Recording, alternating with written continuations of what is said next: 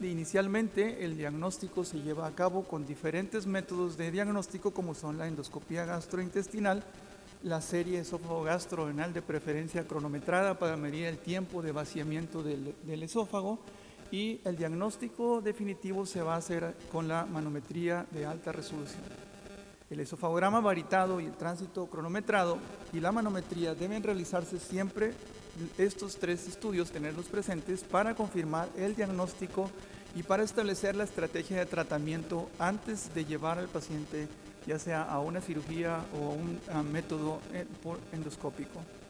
Y para hablar brevemente del diagnóstico definitivo, la manometría de alta definición nos permite diagnosticar o clasificar la acalasia en tres tipos. La clásica es la tipo 1, la tipo 2, que es la compresión esofágica con una presurización en prácticamente todas las degluciones, panpresurización, todo el esófago está presurizado, y la tipo 3, que es la espástica con degluciones y contracciones prematuras en más del 20% de los casos o de las degluciones, que nos permiten hacer un diagnóstico, y no solamente eso, sino definir el nivel o la altura del inicio de la miotomía para poder resolver este tipo de acalasias espásticas.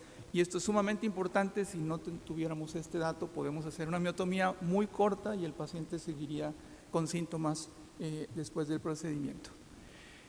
El tratamiento de acalasia por vía endoscópica son varios tipos. El Botox, que ya definitivamente debe estar contraindicado porque puede traer o trae complicaciones una vez que intentamos resolver la acalasia por vía endoscópica, genera demasiada fibrosis y eso nos dificulta o incluso impide la posibilidad de llevar a cabo el POEM en estos pacientes. La dilatación neumática es otro de los procedimientos terapéuticos que tenemos al alcance y se utiliza como un método solamente de ganar un tiempo mientras llevamos al paciente a un tratamiento definitivo, ya sea por vía quirúrgica o por vía endoscópica. Sin duda, la miotomía de Heller tiene su lugar establecido desde hace muchos años y los resultados son fabulosamente buenos. Sin embargo, desde hace un poco más de una década se ha establecido o llegó la miotomía endoscópica peroral, que inicialmente estaba en duda si iba a poder permanecer, si iba a ser suficientemente útil como para comparar con una cirugía, pero el paso de los años y la experiencia nos ha permitido o ha permitido que esta técnica se establezca. Llegó para quedarse la miotomía endoscópica peroral y ahora prácticamente está compitiendo en los resultados con la cirugía de Heller.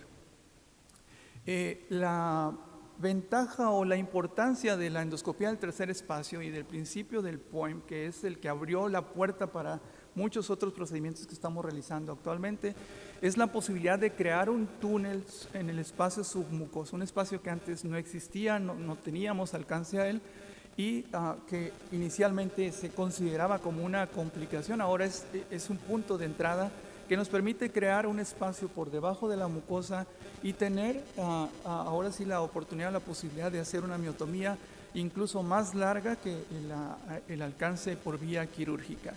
Y el inicio del procedimiento es crear una ventana a unos 15 centímetros por arriba de la unión esófago-gástrica, inyectando solución con un colorante por debajo de la mucosa para abrir o levantar esta burbuja, hacer un corte inicial en la mucosa, que lo pueden ver ustedes, una ventana por la que vamos a iniciar la tunelización, que nos permite poder crear un túnel por debajo de la mucosa y avanzar unos 2 centímetros más allá de la unión esófago-gástrica, que es donde está el problema inicial.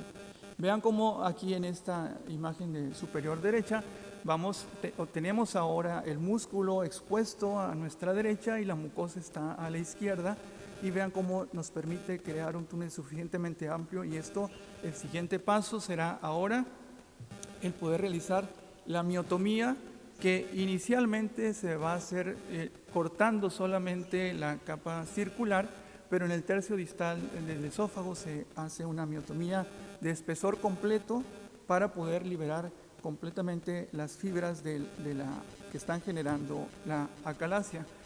Finalmente revisamos que no haya sangrado en nuestro túnel checamos y revisamos nuevamente la miotomía y cerramos la ventana mucosa con hemoclips para terminar finalmente de una manera endoscópica resolviendo el problema de la acalasia.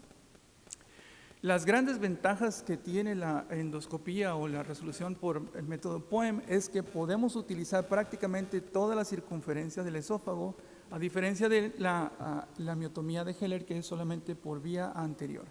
Esto nos permite también que el POEM pueda ser utilizado en pacientes que ya fueron sometidos a una cirugía de Heller y que reinciden con los síntomas, y podemos hacer una miotomía posterior o lateral por vía endoscópica y resolver el problema de nuestros pacientes.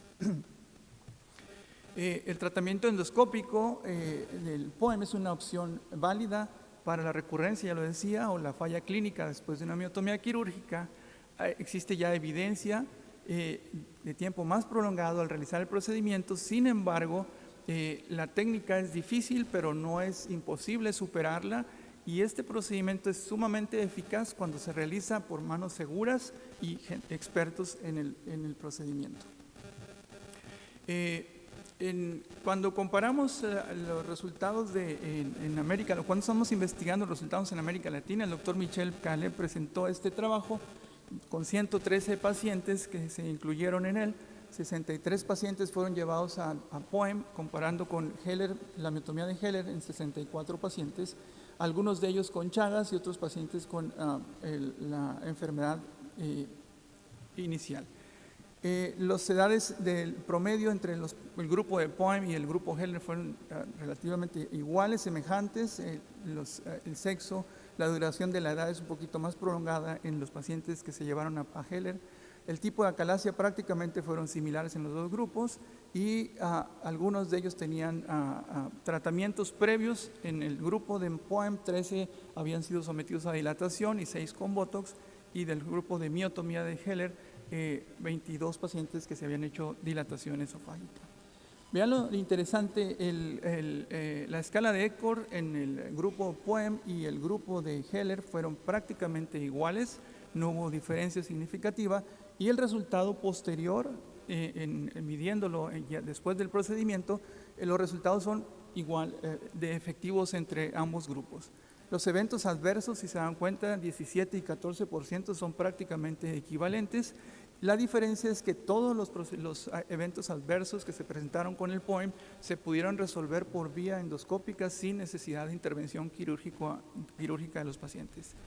La reintervención en estos casos fue prácticamente menor o significativamente menor en el grupo de POEM, 14% y 40% en el grupo de Heller, y los días de estancia hospitalaria fueron sin diferencia estadística. Entonces tenemos las ventajas, el POEM está siendo relativamente resultados semejantes con la miotomía de Heller. En esta presentación, en el 2020, en la DW, el doctor Michel también concluyó que después de una década de establecido el POEM, sigue siendo una modalidad terapéutica eficaz y segura para el tratamiento de acalasia, incluso en América Latina, donde el POEM se introdujo recientemente en unos años, pero se ha ido adquiriendo experiencia cada vez mayor y a pasos muy firmes.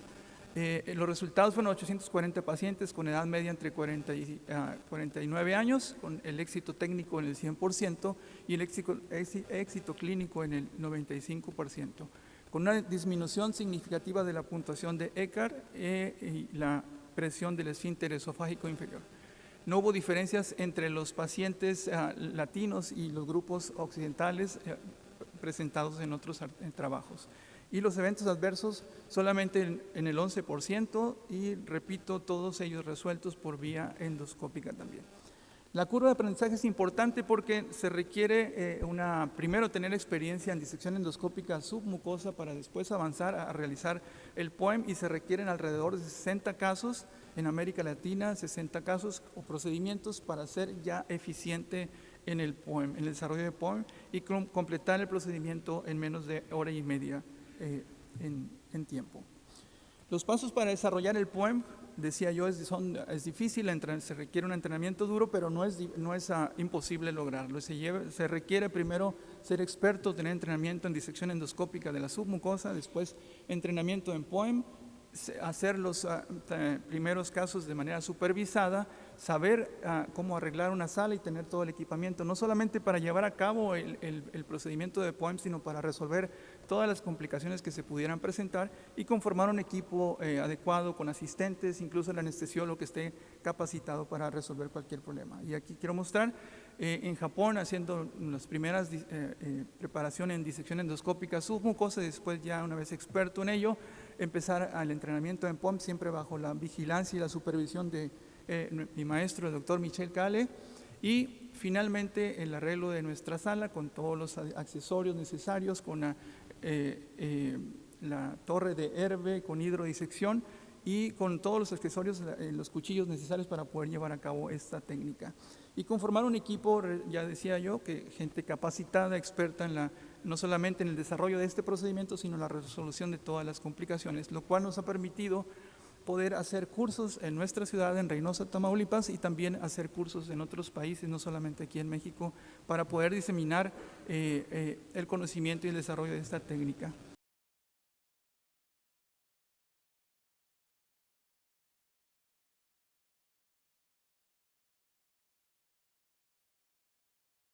Muy importante la detección temprana del carcinoma colorectal y la estrategia para detectarlo es precisamente la realización de estudios colonoscópicos de escrutinio que sean de alta calidad, porque lo que buscamos es detectar estos adenomas que se van a convertir en cáncer y que, como vemos en la imagen, aquellos países que han instaurado unas estrategias de salud enfocadas a esta búsqueda, pues han logrado disminuir tanto la incidencia del cáncer colorectal como la mortalidad.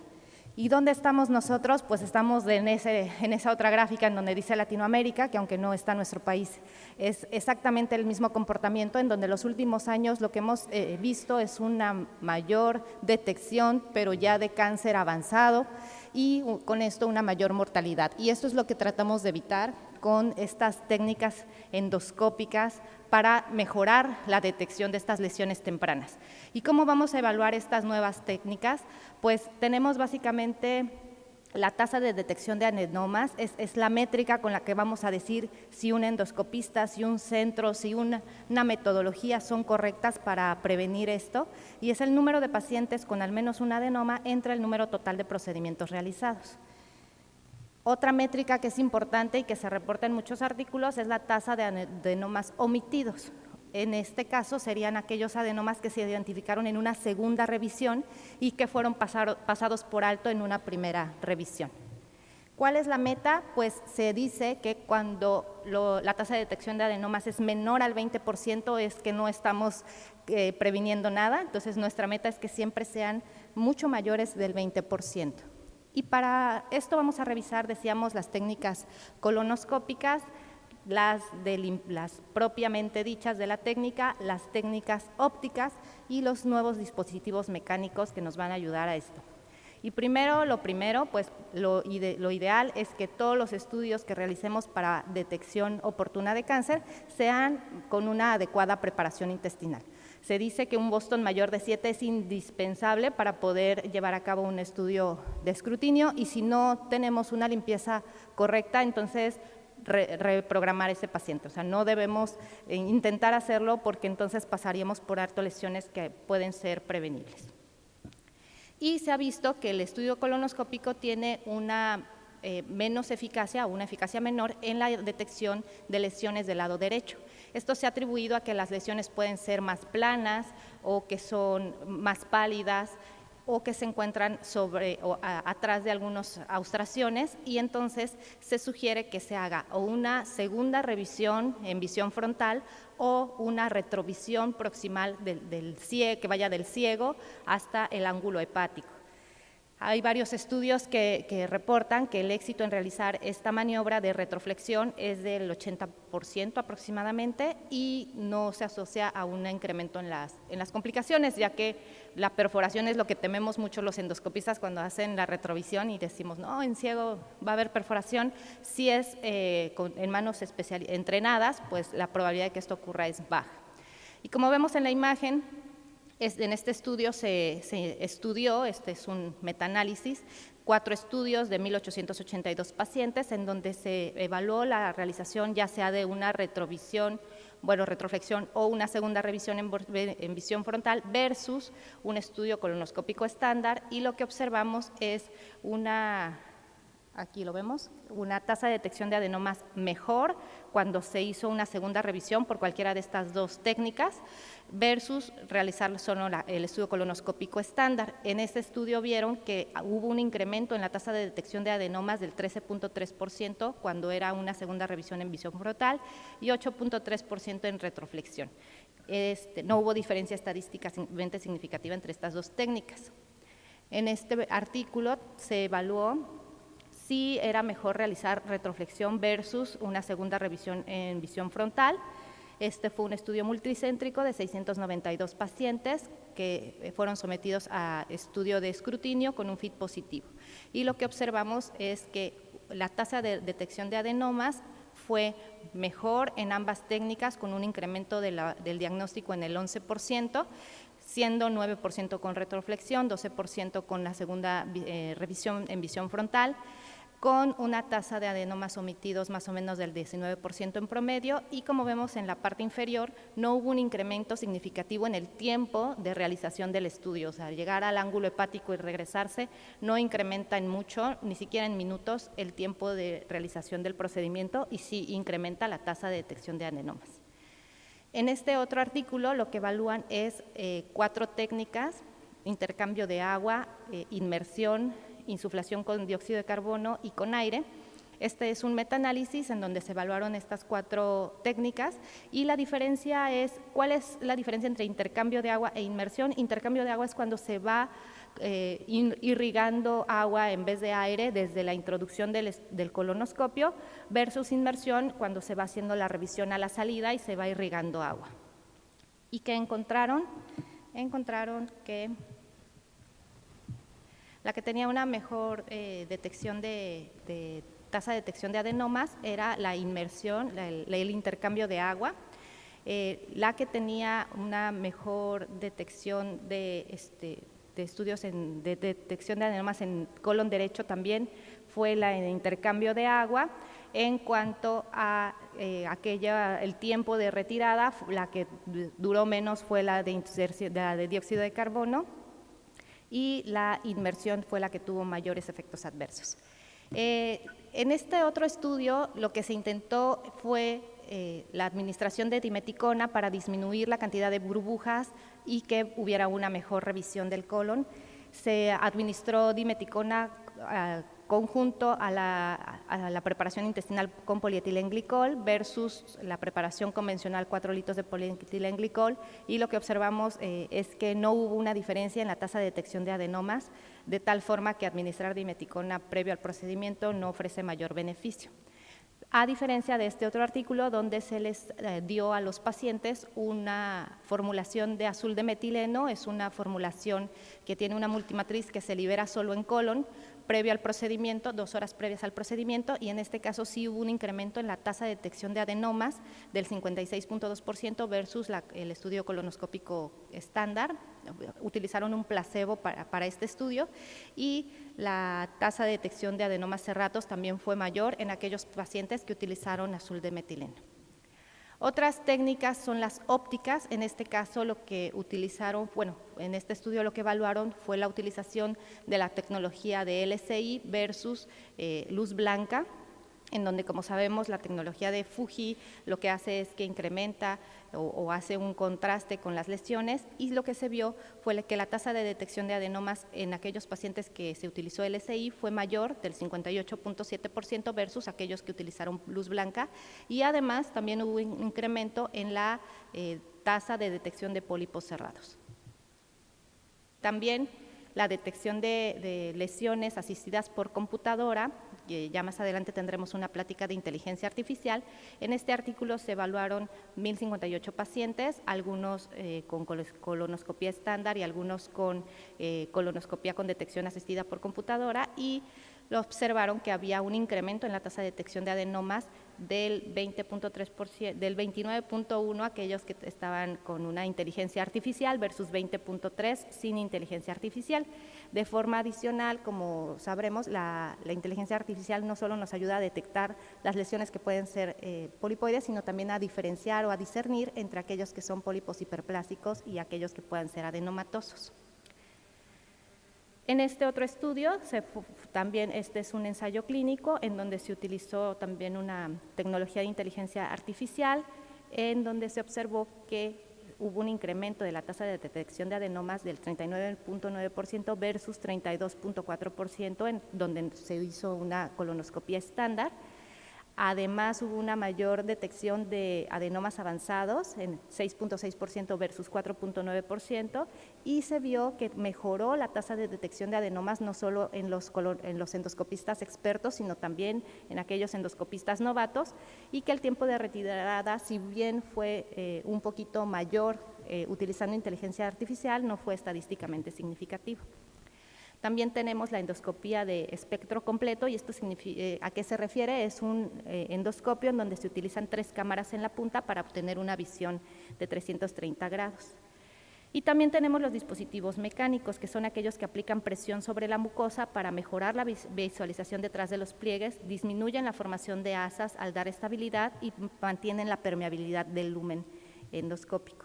En este estudio se evaluó la utilización de EndoCoff, que es este dispositivo con radial de silicón, versus el CAP, en donde la tasa de detección de adenomas fue mayor en la utilización del EndoCoff versus el CAP.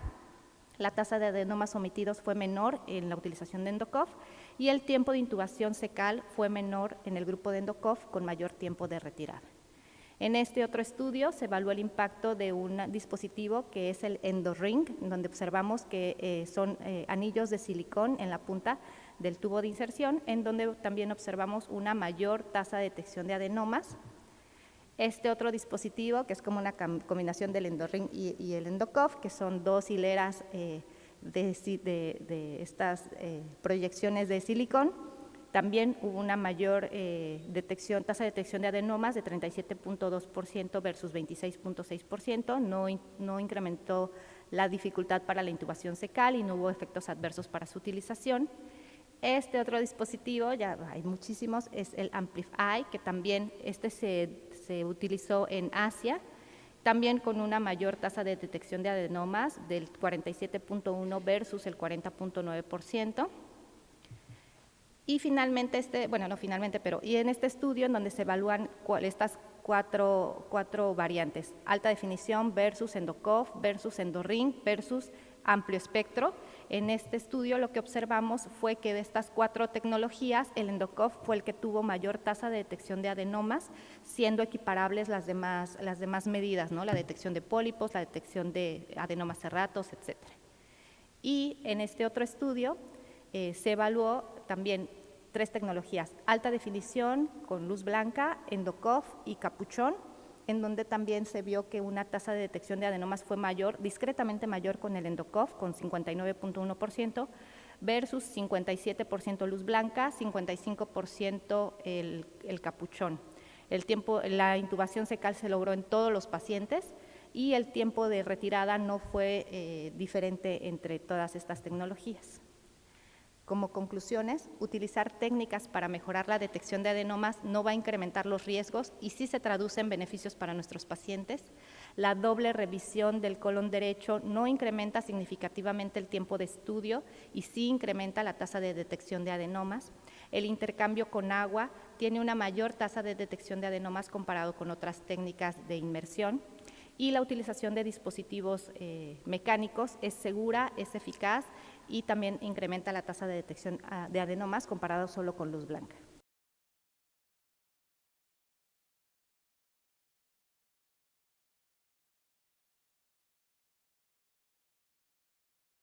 Siempre que evaluamos alguna lesión vascular, es difícil ponerle un nombre porque pueden presentarse de varias formas, pero la dificultad creo que radica en que la nomenclatura es muy amplia o hemos dado muchos nombres y diferentes nombres a las lesiones vasculares y se ha propuesto que las clasifiquemos de acuerdo a su origen etimológico y si ustedes se fijan en esta clasificación de acuerdo a esto, pues prácticamente angioectasia, ectasia vascular, telangiectasia y angiodisplasia son la misma lesión.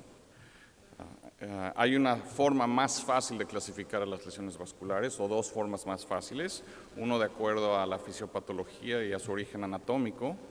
Se pueden clasificar en neoplásicas, tumores de células endoteliales o otros tumores vasculares y no neoplásicas, que incluyen a las lesiones inflamatorias como vasculitis y obstructivas como isquémicas y también a las malformaciones estructurales que son las ectasias vasculares o angiodisplasias y son las más frecuentes y de las que vamos a hablar hoy.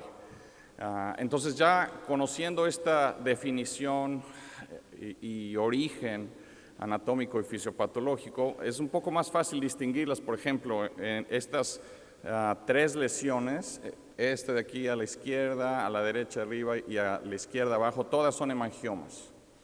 Si ustedes se fijan, es una lesión de tamaño considerable, protruyente, no son planas y tienen una superficie irregular. Y esta de aquí a la derecha, en el contexto del paciente, que es un paciente inmunosuprimido por VIH, pues nos damos cuenta de que esto puede ser un sarcoma de Kaposi, es una lesión vascular tumoral. Y también se pueden clasificar de acuerdo a la estructura vascular más afectada, si se trata de venas, de capilares, si son malformaciones arteriovenosas o si son malformaciones arteriales. Y aquí la importancia radica en que si son malformaciones arteriales, pues el paciente puede tener una hemorragia masiva, como en el caso de los pacientes que tienen una lesión de Delafoy. Y como les mencioné, las lesiones más comunes son las ectasias vasculares o angiodisplasias.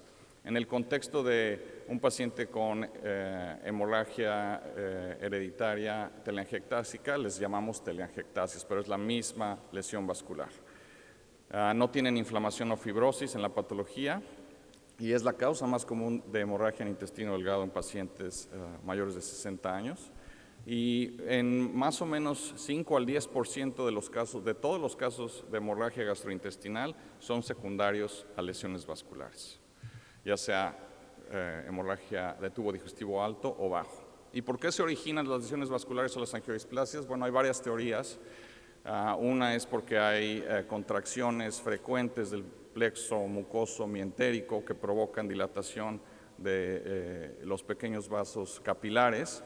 Pero una más popular es que en pacientes que tienen hipoxia sistémica, como por ejemplo pacientes con enfermedades cardiovasculares, pacientes con estenosis aórtica y pacientes con insuficiencia renal, debido a esta hipoxia generalizada va a aumentar los niveles del factor de crecimiento endotelial vascular y va a haber mayor proliferación de vasos sanguíneos, menor adhesión plaquetaria y agregación y nueva formación de vasos. Por eso vemos estas lesiones más frecuentemente en estos pacientes. Y también es importante que cuando vemos estas lesiones vasculares, las analicemos bien. Casi siempre esta es la apariencia típica de las lesiones vasculares, son planas en general, se pueden localizar en cualquier lugar en el tracto gastrointestinal. Y es importante porque si logramos evaluarlas bien y de acuerdo a las definiciones que les mencioné, podemos darles un nombre. Y en esta diapositiva ustedes pueden ver las angiodisplasias en general son planas. Si tenemos una ectasia vascular antral, pues siempre va a estar localizada en el antro y su apariencia es característica. Y cuando vemos una lesión protruyente o elevada sobre la mucosa donde no hay úlceras, hay que sospechar una lesión de Delafoy. Y la importancia de esto es que el tratamiento endoscópico tiene que ser diferente. Porque si jugamos con una lesión arterial, entonces podemos provocar una hemorragia masiva y va a ser difícil controlarla. Y también hay una clasificación de lesiones vasculares en el intestino delgado. Y como ustedes pueden ver aquí, también el grupo del doctor Yano y Yamamoto en Japón Las clasificaron también de acuerdo, obviamente, a la apariencia, pero también mencionan si hay protrusión del vaso sanguíneo o de la lesión sobre la mucosa. Lo más probable es que sea una lesión arterial. A veces podemos ver un conglomerado de lesiones vasculares grandes y protruyentes, y puede ser de origen venoso o arteriovenoso, o a veces vemos lesiones muy pequeñas pero protruyendo sobre la mucosa, y esto puede ser una arteria que puede provocar una hemorragia masiva. A lo que voy es que no importa si es una lesión muy pequeña, puede ser una arteria y puede provocar una hemorragia masiva. Y el tratamiento de las lesiones vasculares es típicamente endoscópico. Se han utilizado muchos tratamientos para lesiones vasculares, pero los más frecuentes son los que vemos aquí: argón plasma, especialmente para las lesiones planas, hemoclips, ligadura endoscópica y radiofrecuencia. Para los pacientes que tienen hemorragia crónica y muchas lesiones vasculares y una condición que predispone a tener estas lesiones vasculares y a recurrir, lo más probable es que requieran tratamiento farmacológico a largo plazo. Y cuando localizamos o identificamos una lesión vascular, siempre hay que tener en cuenta en dónde se encuentra esta lesión, en qué parte del intestino o del tracto gastrointestinal. Tenemos que asegurarnos de tener una buena visualización y, como ya dije, si es plana o elevada, todas sus características, y entonces vamos a poder decidir qué tratamiento le vamos a dar. Y también lo que nos tenemos que preguntar es que si la lesión que acabamos de identificar es la que provocó la hemorragia, porque muchas veces tratamos lesiones que a lo mejor no fueron las que provocaron la hemorragia inicial. Por ejemplo, esta lesión en el colon derecho es una angioisplasia extendida, y como ustedes pueden ver, es probablemente nutrida por un vaso grande submucoso. Entonces, en el colon derecho el riesgo de perforación es mayor que en otras partes del tracto digestivo. Entonces, si empezamos a poner argón plasma en esta lesión, vamos a provocar hemorragia y también vamos a tener mayor riesgo de perforación. Entonces, una técnica que nosotros hacemos muy frecuente en la Universidad de Alberta y fue descrita primero por un grupo de Japón, es inyectar solución salina con epinefrina 1 en 10,000 y después de eso realizar argón plasma. Esto nos permite disminuir la hemorragia y además tenemos un colchón de seguridad para evitar una perforación. Este es otro ejemplo de un paciente que vimos también en la universidad. Inyectamos primero y después argón plasma, y en este video les demuestro la misma técnica. Esto también es un paciente con el antecedente de anemia y en ocasiones hematoquesia, y en la colonoscopia identificamos esta lesión. Aquí ya inyectamos solución salina con epinefrina. Obviamente empiezas a tener hemorragia la lesión, pero no hubiera sido una hemorragia de este tipo si no hubiéramos inyectado antes epinefrina, y esto nos ayuda a tener un colchón de seguridad y después aplicar argón plasma. Y sobre ectasia vascular antral me voy a ir más rápido. Es algo que ustedes seguramente han visto antes, lo que también llamamos estómago en sandía. Puede haber varios tipos o presentaciones. Las presentaciones son anemia por deficiencia de hierro, o también puede haber pacientes con hemorragia activa, como en este caso. Y el tratamiento convencional para ectasia vascular ha sido siempre argón plasma. Sin embargo, recientemente hay estudios con ligadura endoscópica y con radiofrecuencia. El tratamiento con argón plasma toma tiempo y nos hemos dado cuenta que no es muy efectivo. La recurrencia de hemorragia y de anemia en pacientes que han sido tratados con argón plasma puede ser hasta del 70%, 80%. Al principio, buena efectividad para controlar hemorragia o la anemia, pero la recurrencia de anemia o hemorragia es alta. Entonces, empezamos a usar ligadura endoscópica. Estos son estudios retrospectivos y se vio que los pacientes que han sido tratados con ligadura endoscópica tienen menor recurrencia de hemorragia, menor necesidad de transfusión, se estabilizan y además requieren 1 o 2 sesiones en promedio para erradicar la ectasia vascular antral. Y nosotros fuimos el primer grupo que publicó un estudio prospectivo de ligadura endoscópica y tuvimos 21 pacientes. La mayoría habían sido tratados previamente con argón plasma, pero la respuesta clínica a la ligadura fue del 91%. Y es una técnica fácil, que podemos, no necesita un endoscopista terapéutico realizarla, es como una ligadura esofágica. La técnica es, si hay hemorragia activa, primero ligar la hemorragia activa y después el resto de la ectasia vascular. Esta foto de aquí abajo es 2 meses después. Nosotros hacemos las sesiones separadas en 2 meses. Los pacientes tienen tratamiento con inhibidor de bomba oral para evitar hemorragia por las úlceras y en general 2 sesiones o 3 es suficiente para erradicar la ectasia vascular, y el principio es que podemos capturar el plexo submucoso de mejor forma que con argón plasma. Y estas son las últimas diapositivas. Ya se publicaron hace un poco más de un año 2 revisiones sistemáticas de la literatura y metaanálisis demostrando que la ligadura endoscópica es superior al argón plasma para el tratamiento de ectasia vascular antral. Entonces, como conclusiones, las malformaciones o ectasias vasculares se identifican más frecuente en el tracto gastrointestinal ahora gracias a las imágenes de alta definición y nueva tecnología como los enteroscopios y la biocápsula. Es importante saber diferenciar el tipo de lesión vascular para que nosotros determinemos el tratamiento adecuado. El tratamiento endoscópico es el ideal para el abordaje inicial. Y la terapia farmacológica se deja a los pacientes que tengan hemorragia recurrente y crónica. Y en ectasia vascular antral, el principal mensaje que les puedo dar es que ahora la ligadura endoscópica es el tratamiento de primera línea para esta condición.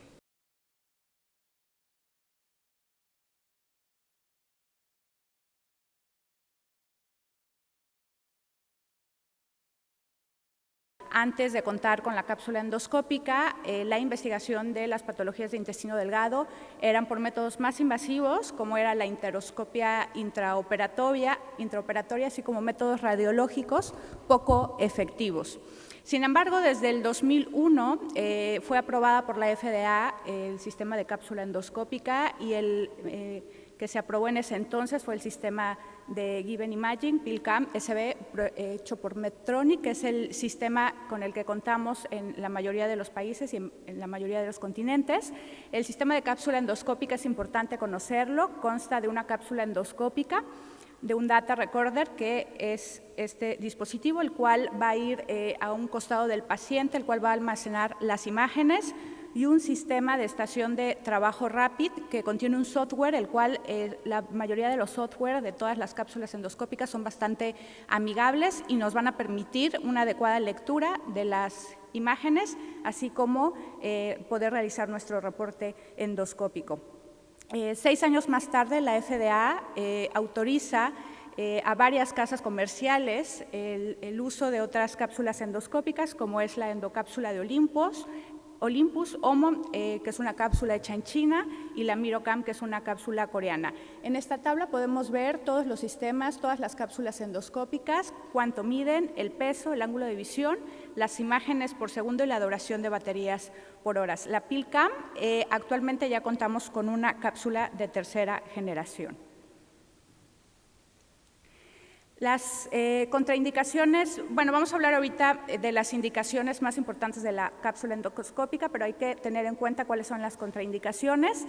Hay contraindicaciones relativas, sobre todo en aquellos pacientes que tienen trastorno de la deglución, por ejemplo, los pacientes ancianos o los pacientes con un problema neurológico, pacientes que tienen antecedente de cirugía gastrointestinal con cambio de la anatomía, en donde podemos tener un alto riesgo de retención de la cápsula, pacientes con cambio en la anatomía, aquellos que tienen alguna asa ciega, y también tenemos contraindicaciones absolutas como es el embarazo, sospecha de obstrucción intestinal, también por el alto riesgo de retención, y evidentemente un paciente que tiene una resonancia magnética programada, pues no le podemos dar una cápsula endoscópica.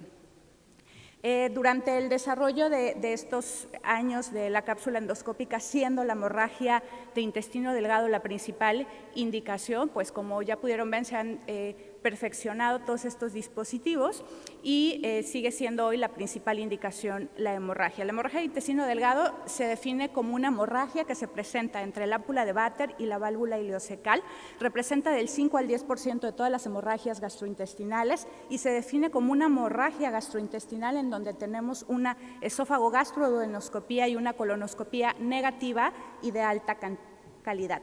Podemos tener pacientes que clínicamente van a tener una hemorragia manifiesta, es decir, pacientes que van a tener melena, hematoquesia, retorragia, y actualmente el término de hemorragia de origen oscuro se está reservando para aquellos pacientes que a pesar de tener una endoscopía y colonoscopía negativa y una cápsula endoscópica, no se encuentran una fuente de sangrado.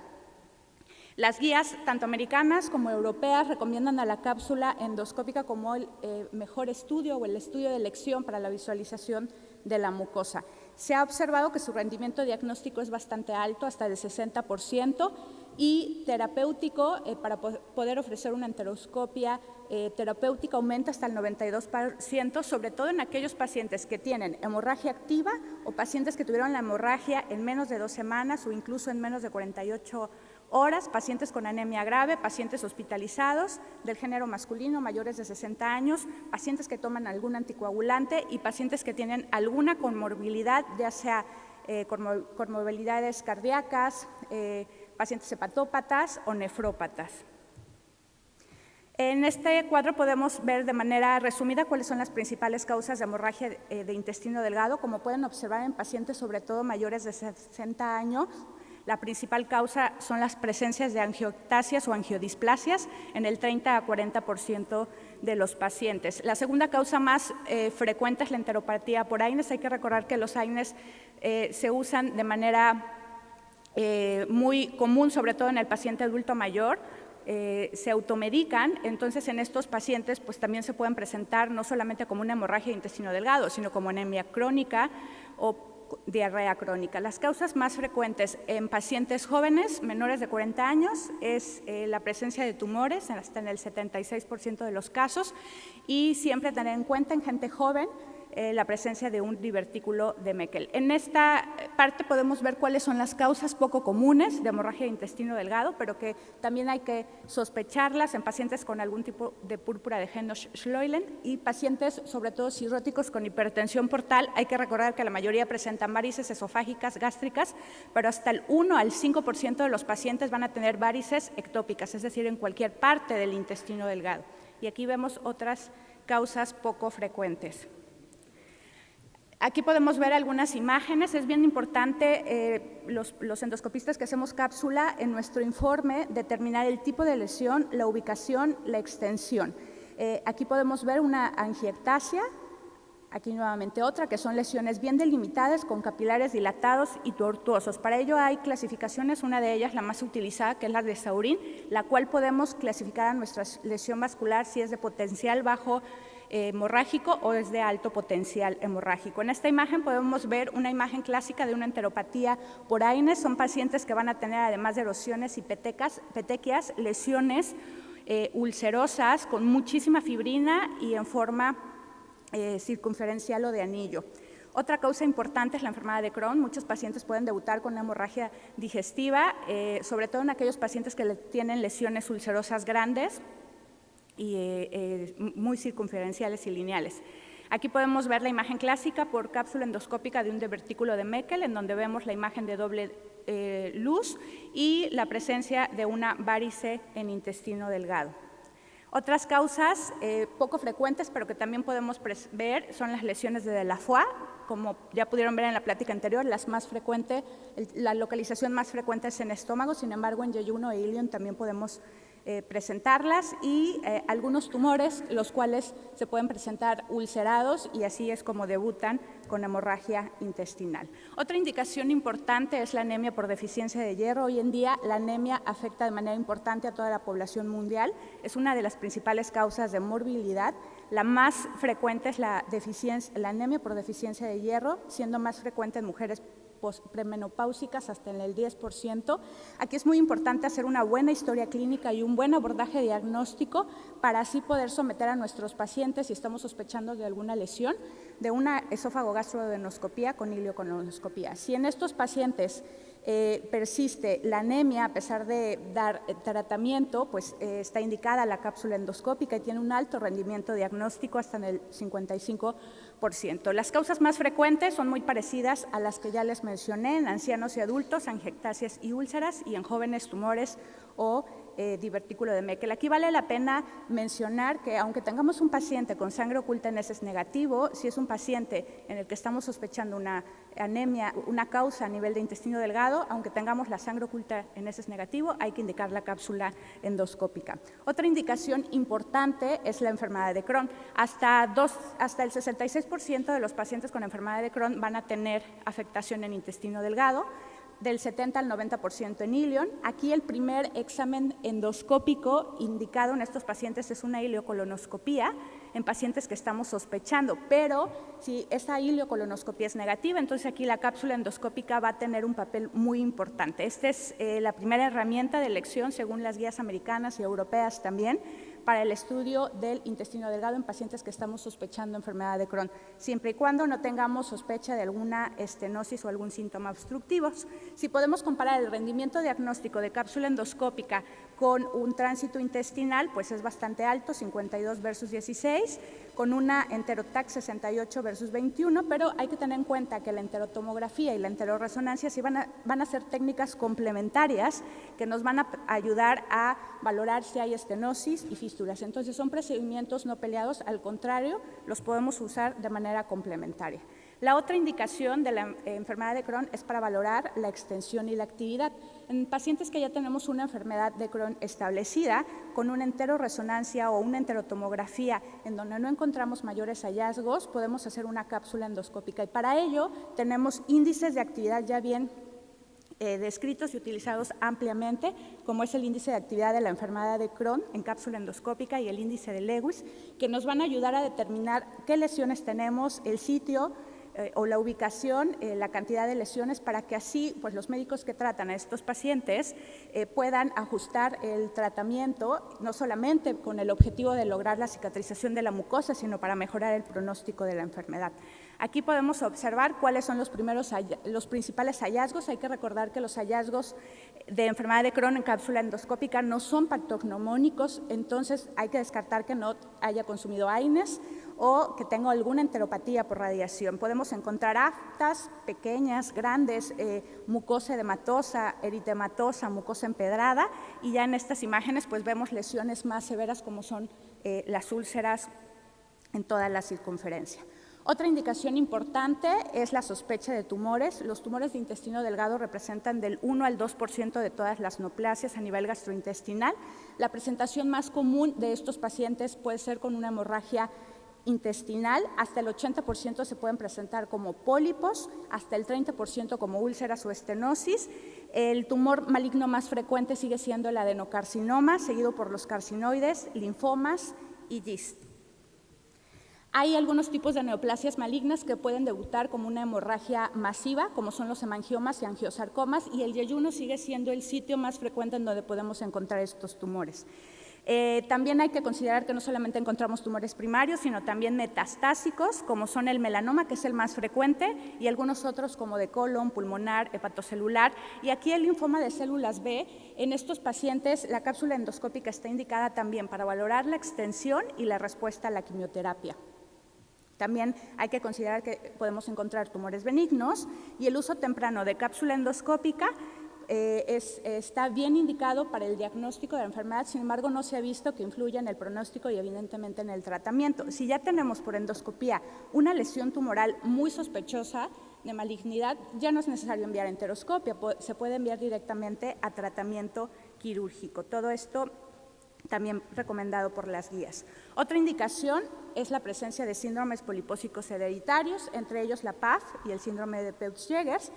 Los pacientes con PAF pueden tener pólipos, la mayor parte en la segunda porción del duodeno. Para ello se recomienda endoscopios convencionales o de visión lateral, pero hasta un gran porcentaje pueden tener en duodeno distal. En ellos está indicada la cápsula endoscópica.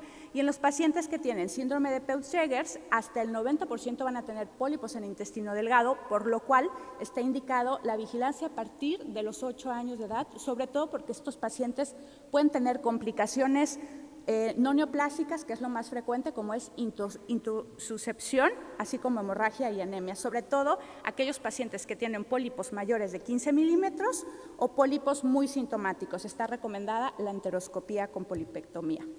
Aquí vemos algunas imágenes de diferentes tipos de tumores, desde linfomas, lesiones vasculares, hemangiomas, un tumor carcinoide y Lilion, y lesiones metastásicas y lesiones polipoideas. Si se pueden observar, sí se logra identificar muy bien de un tumor maligno a una probable lesión submucosa o a una lesión subepitelial.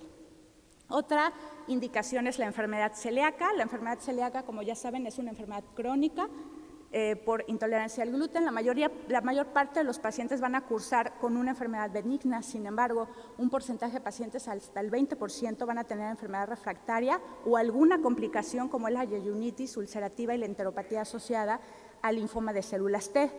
Cuando tenemos algunos pacientes que no está como muy claro el diagnóstico, o hay un diagnóstico erróneo o dudoso, aquí está indicada la cápsula endoscópica con enteroscopia con biopsia en caso de duda o cuando sospechamos ya de malignidad. La imagen de un intestino completamente normal, en donde podemos ver las vellosidades intestinales sin ninguna alteración, y una mucosa de una paciente con enfermedad celíaca, en donde vemos festoneado de pliegues y borramiento de pliegues y una evidente atrofia de vellosidades intestinales. Ya prácticamente para finalizar, hay otras indicaciones. En el dolor abdominal crónico y en la diarrea crónica se ha observado que el rendimiento diagnóstico es muy bajo. Sin embargo, en pacientes que tenemos con diarrea crónica, con marcadores inflamatorios positivos y además tienen anemia, pérdida de peso o algún otro signo o síntoma positivo, el rendimiento diagnóstico puede aumentar. La enfermedad de injerto contra el huésped es una enfermedad que se presenta en los pacientes post-trasplantados de médula ósea. Aquí el papel de la cápsula endoscópica también es muy importante. Se ha observado que tiene un alto valor predictivo positivo. Antes de eso está indicada hacer una esofagogastroenoscopía con colonoscopía más biopsia. Y esta es la imagen clásica de un paciente con ESH, en donde podemos ver hemorragias superficiales, úlceras aftas y vasos linfáticos dilatados. Las enfermedades infecciosas del intestino delgado, la mayor parte son autolimitadas. Sin embargo, hay que recordar que algunos pacientes pueden cursar con diarrea crónica, con pérdida de peso, malabsorción y anemia. En estos pacientes está indicada la endoscopía, igualmente con colonoscopía, con toma de biopsia. Sin embargo, hay que recordar que tenemos aquellos pacientes con enfermedad de Whipple que pueden presentar una enfermedad más severa, y en ellos también está indicada la cápsula endoscópica. Y bueno, en algunos pacientes podemos encontrar hallazgos como ascaris, helmintos, entre otros. Las complicaciones, la retención es la más frecuente, sobre todo pacientes con ingesta de AINES, con cirugías abdominales, hay que tener cuidado. Cuando hay mucha sospecha, se puede indicar una cápsula que es la patency para ver que esté permeable el intestino. Es del 1.4% hasta el 11%, aumenta bastante en los pacientes con Crohn. Y otra complicación poco frecuente, pero que sí se puede presentar, es la broncoaspiración. Y ya para concluir, la cápsula endoscópica es un método no invasivo que ha demostrado un perfil de seguridad bastante bueno, con pocas complicaciones, y que nos va a permitir visualizar de manera importante la mucosa del intestino delgado. Se ha ido perfeccionando en el transcurso de los años, y que esto nos va a permitir mandar al paciente si es que requiere un tratamiento terapéutico endoscópico.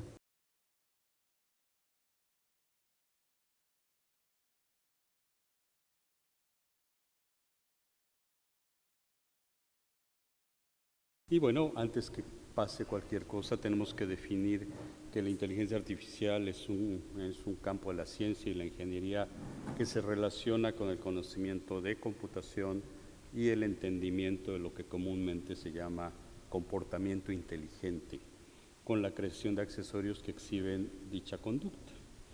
Esta definición, así a grandes rasgos, debe tener una base y un fundamento en cuanto a por qué se establece esta inteligencia artificial en medicina. Encontré este artículo del Colegio de Cirugía en Inglaterra, en la cual lo primero que se viene a la mente es cómo surgió este pensamiento inteligente en cuanto a este pensamiento lógico que ya con Aristóteles desde el 322 al 382 a.C.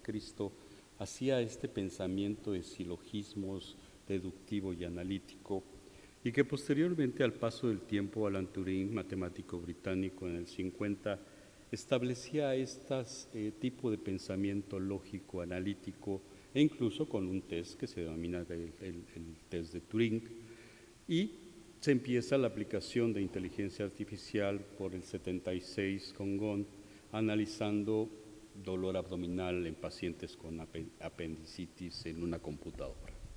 McCulloch y Pitts en el 43 empezaron a formar lo que realmente nos interesa en endoscopía y en gastro para funciones artificiales, o la primera neurona artificial con sistemas binarios simples. Posteriormente ya se establecen distintas estrategias para tener este pensamiento. Y yo les voy a mostrar esta parte en esta imagen que vemos de cómo se entrelazan estas redes neuronales en esta función binaria. ¿Por qué empecé con esto? Porque para mí, la verdad, cuando alguien me dijo, vas a hablar de inteligencia artificial, pues dije, pues qué bueno, a ver si me pasan un poquito. Desde el punto de vista de esta coordinación binaria, y estamos hablando ya de robótica, estamos hablando de interacciones neuronales que se ponen ya en los dispositivos de utilización diaria, como puede ser en nuestro teléfono celular. Esto, métodos analíticos que nos permiten retroalimentar estos datos a una máquina y de pronto ellos respondernos a una pregunta, hace que estas inteligencias casi humanas empiecen con esta disposición de conocimiento en la mente.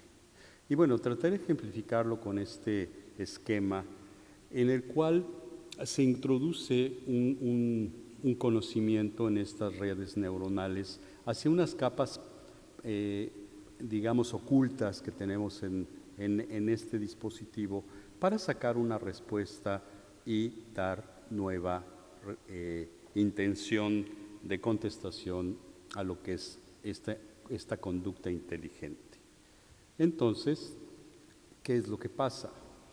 Estas capas ocultas hacen que, por ejemplo, en la de la izquierda, lo típico con lo de la derecha, el comportamiento de una máquina inteligente nos va a decir que en la derecha hay diferencias, aunque sea la misma imagen, y que ustedes alguna vez han jugado con esto y que les dice cuál de las dos imágenes hay diferencias. Pues esta porque yo ya la estudié, pero por ejemplo aquí en el lado derecho vemos que la antena del teléfono no está en el lado izquierdo. Esto lo analiza la inteligencia artificial. Y es donde nos peleamos y finalmente estructuramos lo que es una visión de computadora hacia inteligencia artificial. Entonces, estos diagramas que están saliendo nos indican que el proceso de inteligencia artificial va en curso y más que en curso. Es decir, es una nueva tecnología que llegó para quedarse. Estas redes neuronales nos permiten, sobre todo en imágenes, en videos, en reconocimientos faciales, en reconocimientos de imágenes y estructurarlo en una máquina que nos va a decir qué es lo que hay ahí. Y por ejemplo, no solo en imágenes, sino también en algunos algoritmos de manejo, como por ejemplo en donde se está evaluando el uso de 5-ASA y esteroides relacionado con enfermedad inflamatoria. Y vean todas las redes neuronales que implica binarias para poder llegar a una respuesta y que la máquina nos dé una orientación de la misma. De tal manera que todas estas, digamos, reportes científicos donde la inteligencia artificial se está utilizando ya en cuidados de pacientes en gastroenterología y perspectivas médicas, nos hacen entender que las ventajas son evidentes. ¿Por qué? Porque nos da una mejor calidad de cuidados médicos, una mejoría en tiempos, diagnósticos más certeros, acorta los tiempos de espera para el gastroenterólogo y, por otro lado, los médicos que se forman en esto como que absorben esta tecnología, sobre todo los jóvenes, y tienen una actitud positiva en general hacia la inteligencia artificial. Si hay algo que podamos decir en cuanto a desventajas, pues es esta pérdida de contacto personal con el paciente. ¿Qué es lo que sucede? Entonces pasa lo que sucede con los teléfonos celulares, donde está uno hablando con alguien y está hablando con el teléfono. ¿Por qué? Porque supuestamente es una actitud más inteligente, y conozco gente que no puede vivir sin el teléfono en la mano. Ya no ponerlo al ladito, sino que tenga que estar en la mano. ¿Y estas conductas son de jóvenes o son de aquellos que nos dedicamos a un evento en especial? Por ejemplo, cuando se utilizan estas imágenes ya en gastroenterología, en flujos portales, cuando se utiliza en la relación de imagen de tomografía para valorar las características de presiones venosas, pues ya estamos hablando de cosas más serias, digamos, en cuanto al impacto que puede tener en esto. Por eso tantos artículos, yo vi en PubMed cerca de 2,000 artículos de inteligencia artificial y dije, wow, esto es increíble en cuanto a la proyección que pueda tener la inteligencia. Ahora, aplicando la gastroenterología, ¿por qué se ha ido hacia la parte endoscópica? Porque es relativamente sencillo para estos procesos de inteligencia de redes neuronales binarias utilizar este análisis de imágenes. Pues sencillamente porque contamos con miles, si no cientos de miles de imágenes de un proceso. Y esta es una ventaja para ciertas patologías o ciertos eventos, como es pólipos colónicos, donde el número de retroalimentación que tiene estas redes binarias hace que nos conformen un estudio más analítico de esta imagen. Nos detecten y nos clasifican pólipos, nos diferencien entre lo que es superficial y lo que es profundo, que la clasificación de actividad en una enfermedad inflamatoria nos dé un puntaje correcto y perfecto en cuanto a respuesta a tratamiento farmacológico, que nos localice puntos ciegos que normalmente no ve el médico que hace endoscopía o que haga una detección de neoplasia. Viendo desde este punto de vista del impacto que pueda tener la inteligencia artificial, pues a todas luces parece importante. Estos análisis que hace la inteligencia artificial, diagnóstica y después de caracterización, se utiliza enfocado en mejores cuidados de salud. Entonces, todas estas, artículos que cada vez son en mayor cantidad, nos permite aplicarlos a enfermedades como es colitis ulcerativa o Barrett. Pero ¿y por qué tarda tanto en llegar el conocimiento como en pólipos? Pues resulta que en enfermedades raras, como es Barrett y como es la enfermedad inflamatoria, no tenemos el material suficiente para retroalimentar a nuestra máquina de inteligencia artificial.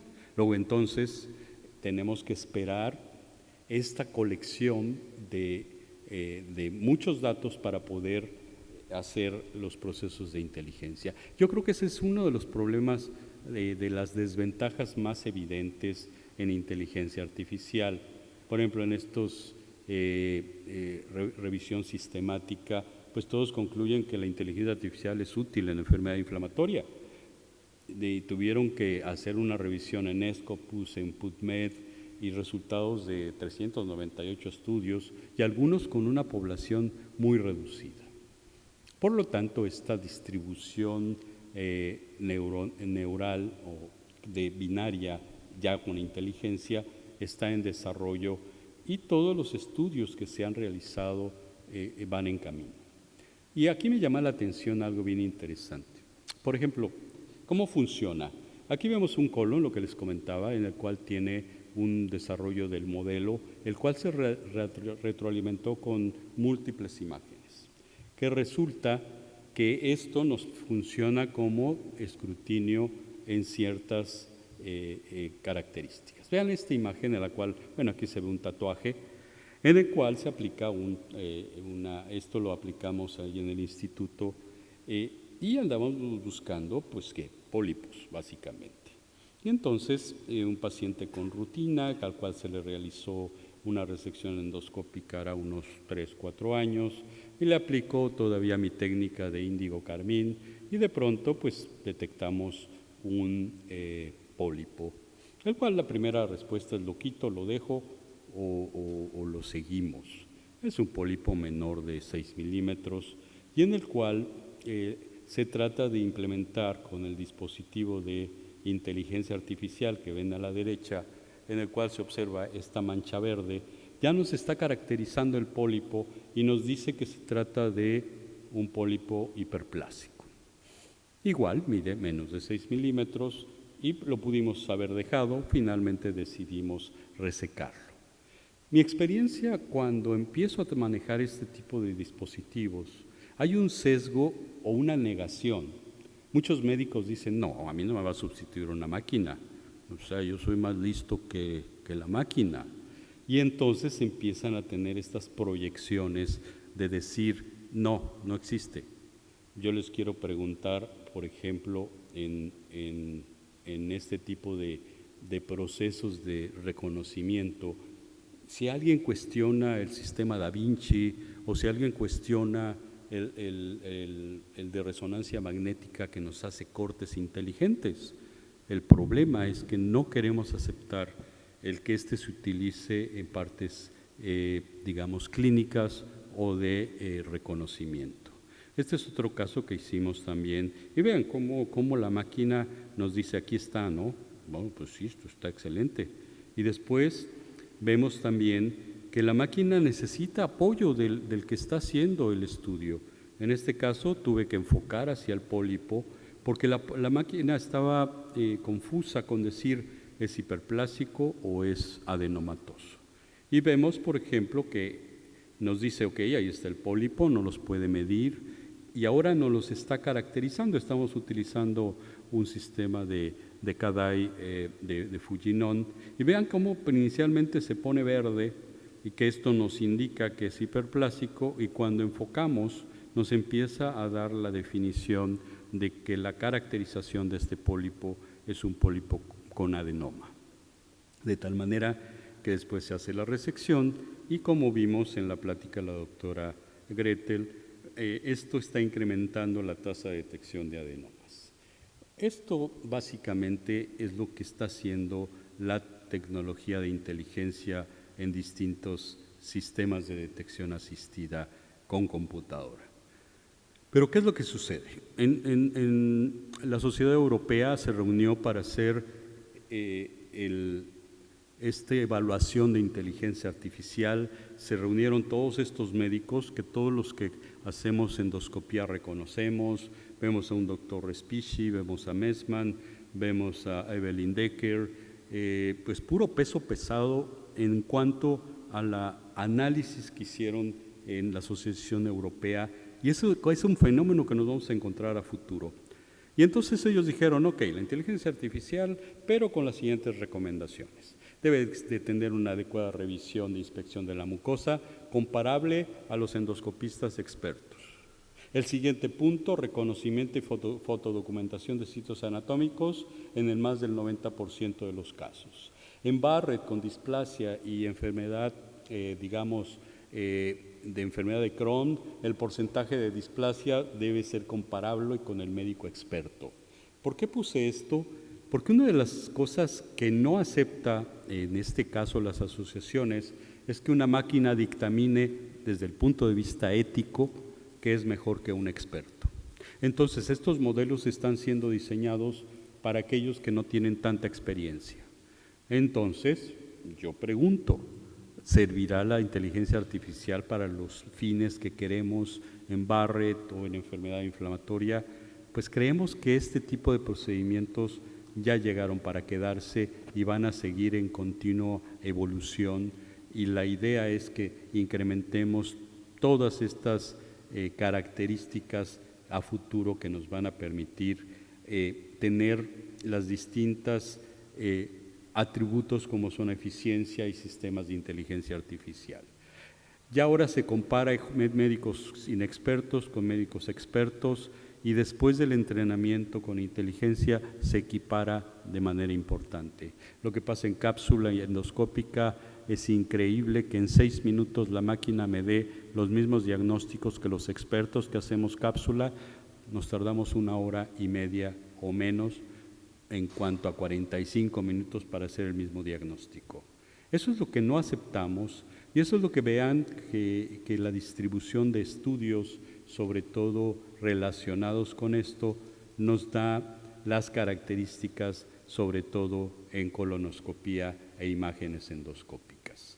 Y aquí vemos lo que ya les había mostrado previamente en cuanto a caracterización de pólipos avanzados.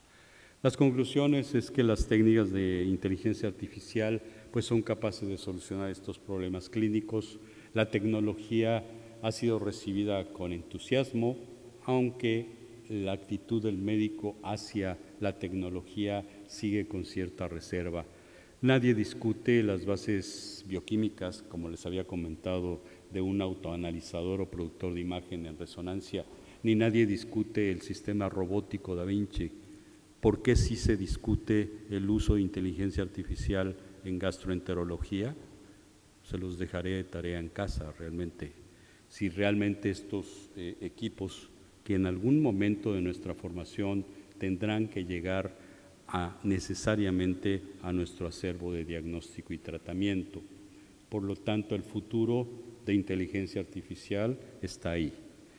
Y yo pregunto si vamos a crear un Frankenstein y que no podamos controlar posteriormente el impacto de la inteligencia artificial. Esa es una pregunta que tenemos y que les daría muchas gracias con esto.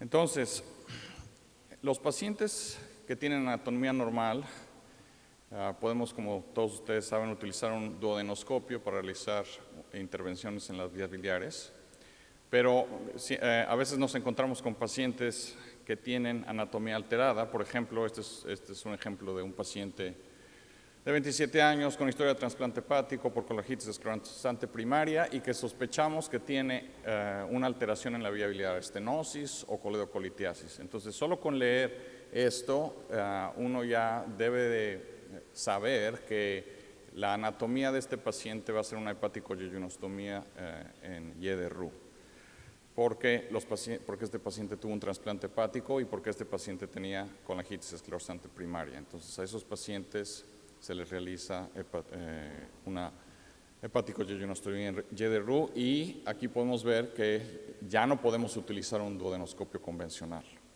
Otro ejemplo es una paciente que tiene historia de bypass gástrico y que llega por dolor, dilatación de las vías biliares en un ultrasonido y elevación de las pruebas de función hepática. Entonces, al leer esto ya sabemos que la paciente tiene esta anatomía y que también va a ser imposible utilizar un duodenoscopio para realizar una CEPRE. Y específicamente en bypass gástrico, el asa intestinal que llega hasta la Y de Roux mide aproximadamente 80 centímetros y de ahí hacia la papila nativa son otros 60 centímetros más o menos.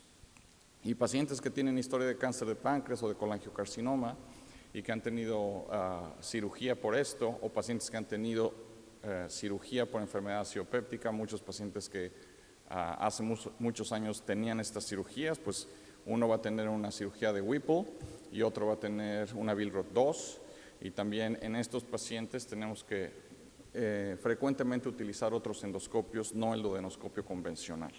Entonces, en estos pacientes, los puntos clave son revisar siempre la nota quirúrgica y de preferencia discutir el tipo de cirugía que se realizó con el cirujano. Revisar todos los estudios radiológicos y si requiere uno de más estudios radiológicos antes de iniciar la CEPRE, ordenarlos. Yo recomiendo hacer todos estos estudios con un anestesiólogo, utilizar siempre CO2, seleccionar de acuerdo a la anatomía del paciente el endoscopio más apropiado y hablar con el paciente sobre las posibilidades de éxito del procedimiento, sobre las probables complicaciones y también sobre otras alternativas si el procedimiento no funciona o no es exitoso. Entonces, para hacer esto tenemos que conocer los tipos de endoscopios que tenemos disponibles y que podríamos utilizar en un escenario como estos. El canal de trabajo, cuál es el diámetro y la longitud del endoscopio específicamente. Y obviamente la mayoría de estos o todos estos endoscopios, con excepción del duodenoscopio, no van a contar con un elevador para realizar la canulación.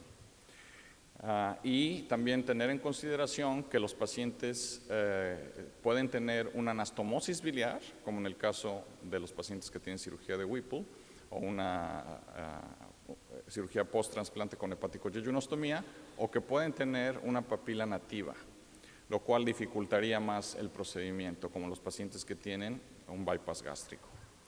Entonces tenemos los endoscopios convencionales que podríamos utilizar para este tipo de anatomías, y siempre que utilicen un endoscopio de visión frontal para estos procedimientos hay que poner un capuchón en la punta del endoscopio para incrementar las posibilidades de canulación. Y los enteroscopios de balón son los que utilizamos mucho más frecuentemente ahora para tratar de llegar a la anastomosis o a la papila nativa. Sí, y hay alternativas específicamente para bypass gástrico, la CEPRE asistida por la laparoscopía o CEPRE dirigida por ultrasonido transgástrico, los cuales vamos a comentar también. Vamos a empezar rápidamente con cirugía Billroth II o con cirugía de Whipple. El problema con la cirugía de Billroth II y a veces con la cirugía de Whipple es que hay un ángulo muy estrecho en la gastroyeyunostomía y eso dificulta la canulación con un duodenoscopio. Aquí el problema no es la longitud, sino la angulación para llegar a la papila nativa. Y como todos ustedes saben, también la dirección del corte es hacia las 6, no hacia las 12, entonces hay que canular en esa dirección para poder accesar a la vía biliar.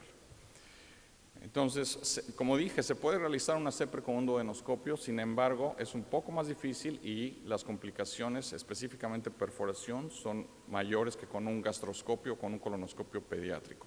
Siempre utilizar un capuchón y el primer paso, siempre hay dos pasos en este tipo de procedimientos. El primero es llegar hacia la papila nativa o a la hepático-yeyunostomía, y la segunda fase o etapa de estos procedimientos es realizar la canulación de la vía biliar.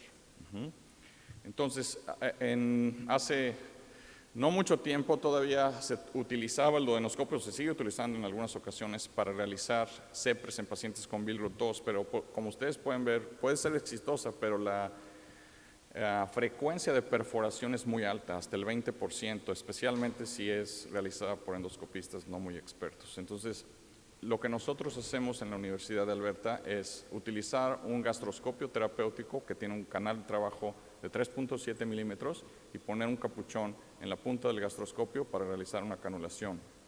Y la verdad es que la tasa de éxito es muy alta cuando utilizamos esto, y además, como ustedes pueden ver, la tasa de perforación es muy baja y obviamente significativamente menor que cuando utilizamos un duodenoscopio. Y aquí en esta serie, en estos estudios, podemos ver la diferencia en complicaciones cuando utilizamos un duodenoscopio en lugar de un gastroscopio.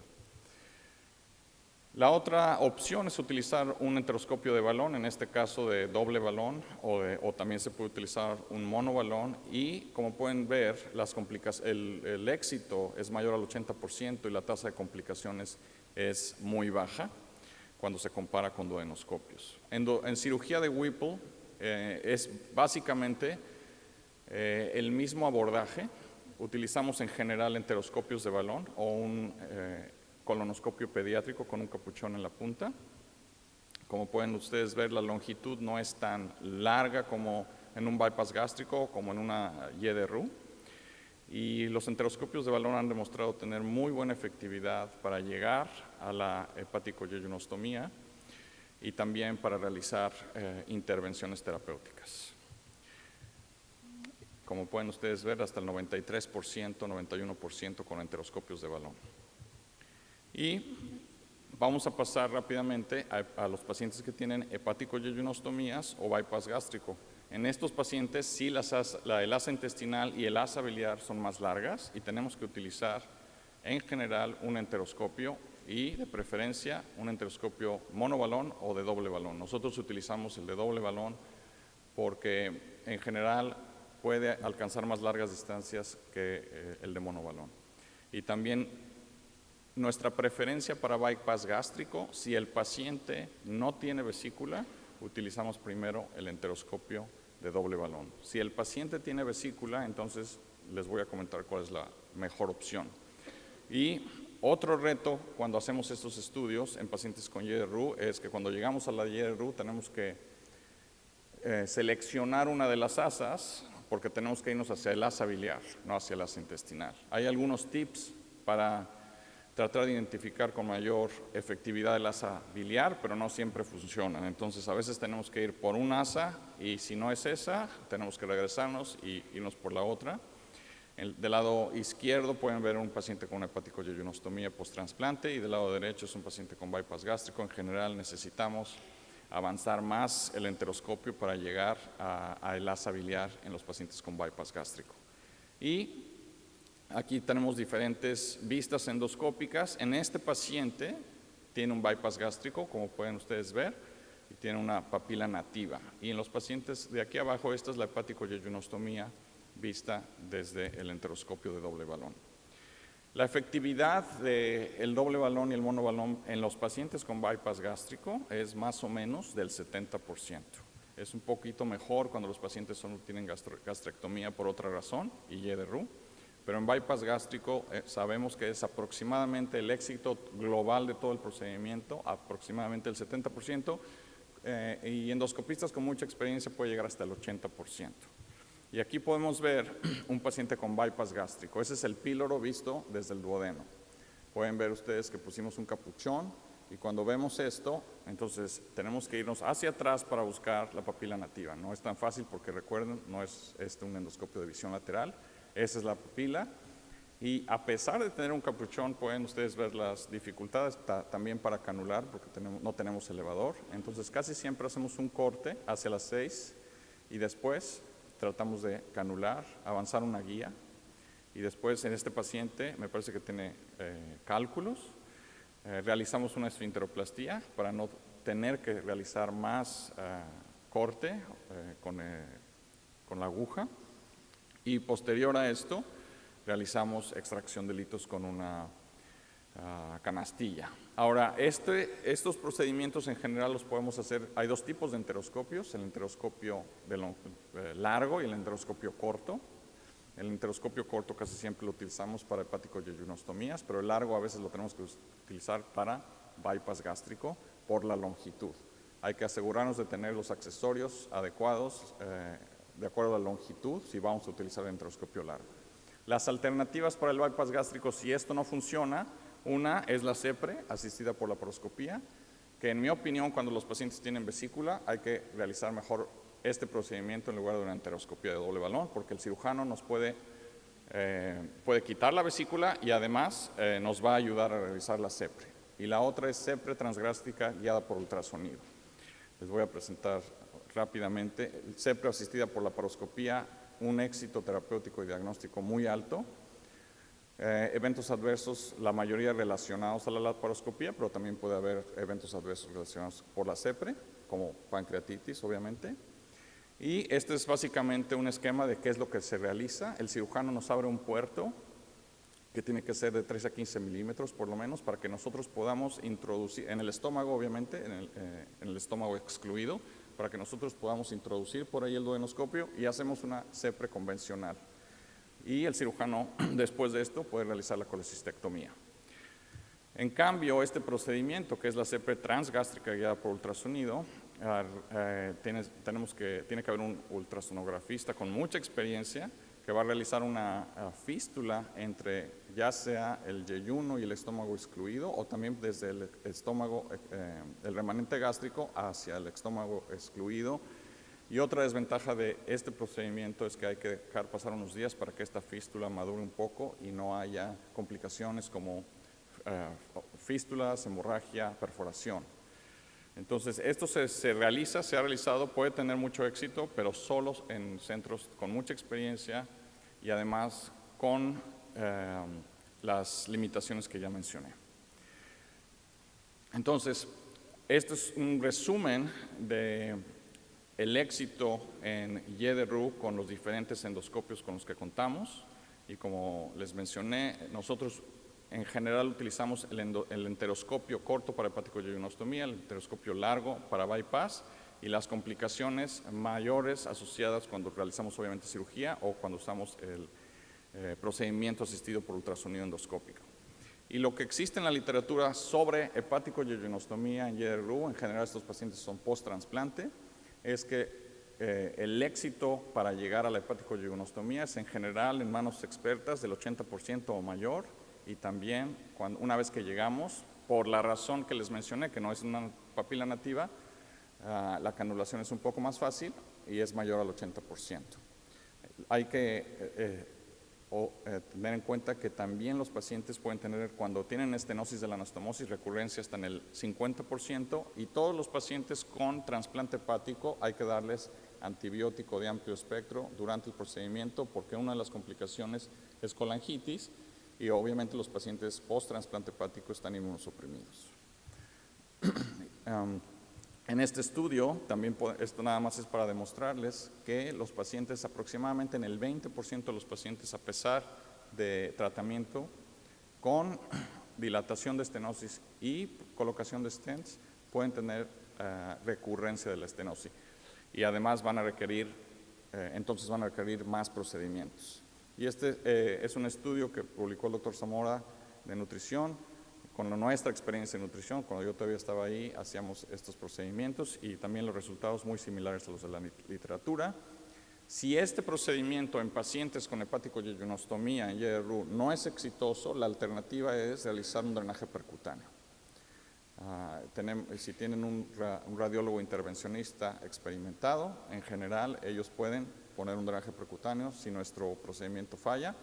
Y aquí lo que pasa es que cada 4 a 6 semanas ellos van aumentando el diámetro del catéter para dilatar la estenosis y eventualmente van a retirar el drenaje percutáneo. Y en los pacientes, este paciente tiene una hepático-yeyunostomía, esta es una resonancia, como pueden ver hay dilatación de las vías biliares, esta es la hepático-yeyunostomía, esa es la anastomosis, y como pueden ustedes ver es milimétrica, como de 2 a 3 milímetros, por eso el paciente tenía dolor, tenía elevación de las pruebas de función hepática, y la resonancia demostró dilatación. Avanzamos una guía primero, y después de avanzar la guía tenemos que inyectar contraste para asegurarnos de que estemos en la vía biliar, y posteriormente realizamos una dilatación de la anastomosis, casi siempre de acuerdo al diámetro de las vías biliares decidimos qué balón utilizar para la dilatación de la anastomosis. En general utilizamos 4 a 6 milímetros en la primera ocasión, y después de realizar la dilatación pueden ustedes ver la diferencia.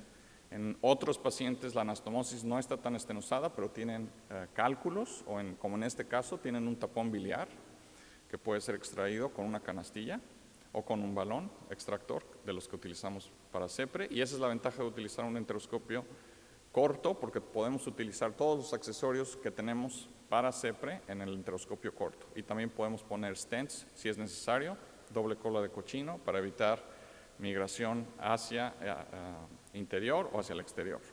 Entonces, estas son las recomendaciones en general para las diferentes cirugías de qué endoscopio utilizar y las alternativas. Básicamente, Billroth 2, utilizar un endoscopio, un gastroscopio terapéutico con capuchón. Whipple puede usar un enteroscopio o un colonoscopio pediátrico, bypass gástrico, CEPRE asistida por laparoscopía o enteroscopio de balón y hepático-yeyunostomía. Casi siempre empezamos con enteroscopio de doble balón y la alternativa es un drenaje percutáneo. Y siempre se requiere para realizar estos procedimientos un conocimiento profundo de los diferentes tipos de cirugías. El endoscopista tiene que tener un entrenamiento especializado en enteroscopía y obviamente en CEPRE y entendimiento de los endoscopios y de los accesorios disponibles. Siempre revisar la historia quirúrgica, hablar con el paciente y ver los estudios radiológicos y el tipo de reconstrucción biliar que los pacientes tienen y tomar en cuenta la longitud de las asas y si los pacientes tienen una papila nativa o una anastomosis biliar. Muchas gracias.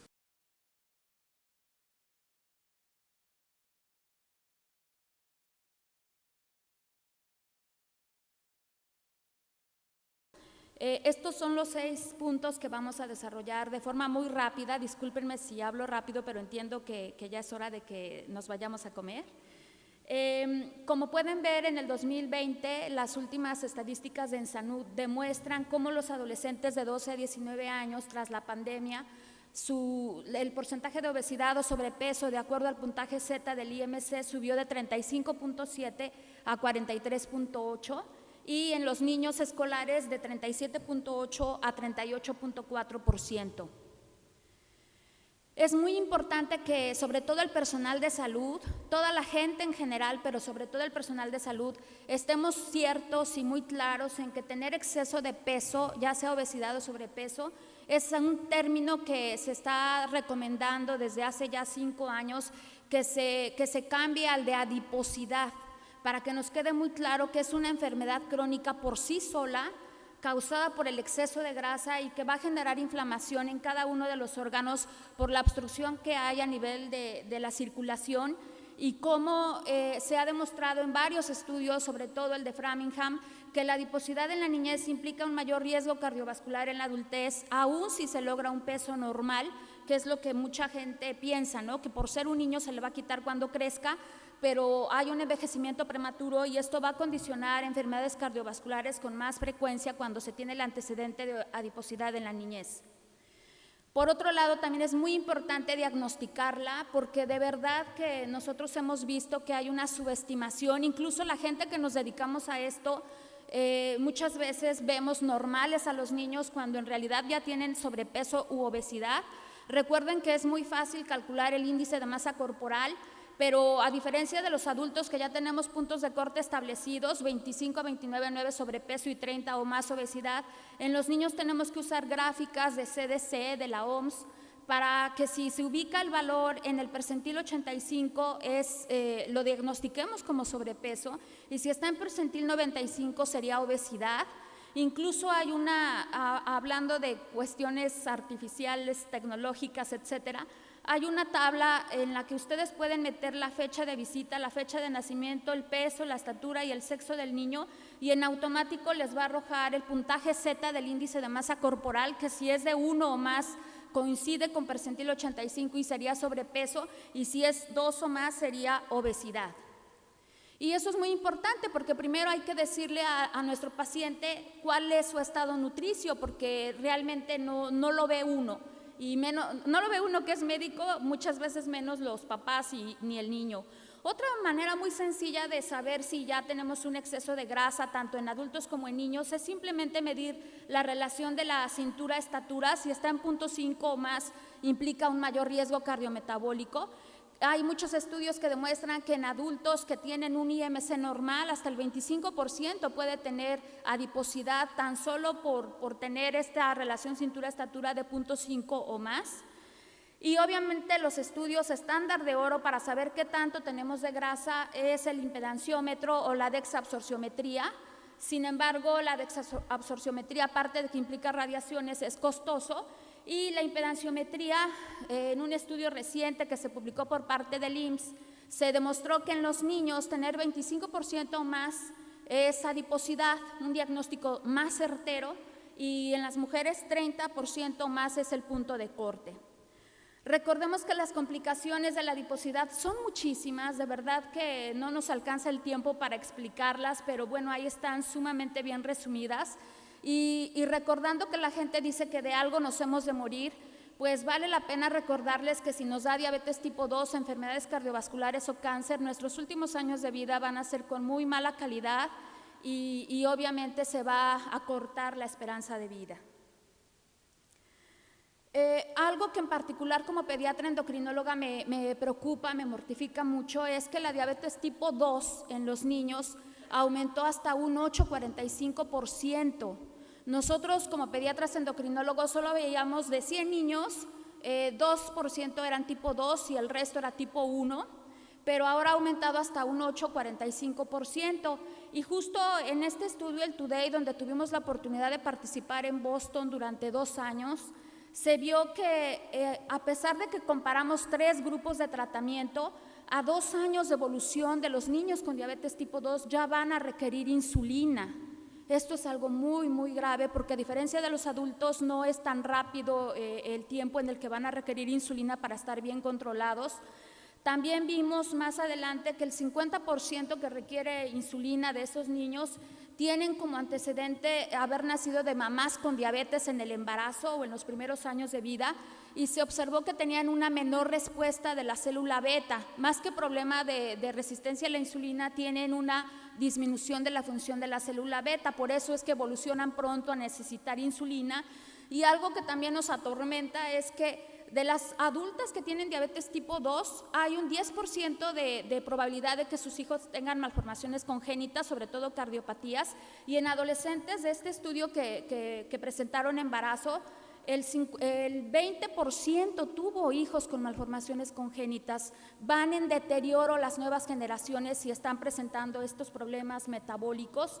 Y algo que también nos ayudó la investigación de este estudio Today es a establecer que el porcentaje de disfunción de la célula beta por año es de 20 a 35%, con respecto a los adultos es de 7 a 11%. Entonces realmente es muy rápido el progreso de una diabetes tipo 2 en niños, y es grave porque si a los 8 años, 10 años se le diagnostica, a sus 20, 30 años en plena edad de productividad laboral y reproducción, pues va a estar en malas condiciones. Este es un estudio muy reciente, como Framingham ya es un poquito antiguo, sí quise traerles este estudio que recientemente se publicó, en donde se hizo un seguimiento desde los 20 años de edad, bueno, en los niños, y por 20 años se siguieron hasta el 31 de diciembre del 2019. La N es bastante fuerte y sí se vio que hay un 48% de riesgo de que si son niños con sobrepeso y siguen siendo adultos jóvenes con sobrepeso, un 48% de riesgo de tener tromboembolismo venoso, y se triplica prácticamente cuando se trata de un tromboembolismo arterial. Este antecedente de tener adiposidad en la niñez y continuarlo. Recuerden que en la adolescencia los niños que tienen sobrepeso u obesidad, el 80% va a continuar con esta ya en la adultez. Y vean, la verdad es que todos estos son los porcentajes en los que se puede resolver o controlar las complicaciones propias de la adiposidad, simplemente bajando un 5 a 10% del peso basal en los adultos y el 0.5 del puntaje Z del índice de masa corporal. El problema obviamente es multicausal y por eso es que no lo hemos podido resolver. Los aspectos genéticos tienen un valor del 20 al 30% en los últimos estudios de investigación, lo psicológico, lo conductual, lo económico. En estudios se ha visto que quienes tienen seguridad social y un mejor ingreso pues van a tener mejores resultados. Lo cultural también nos estorba mucho porque se sigue pensando que el sobrepeso puede ser hasta sinónimo de buena salud, sobre todo en los niños. Y lo perinatal es algo que pocas veces se tiene conciencia al respecto, cómo programamos a nuestros hijos desde la vida uterina. Y precisamente en perinatología nos hemos concentrado en darle un mayor peso a los aspectos perinatales y a los conductuales.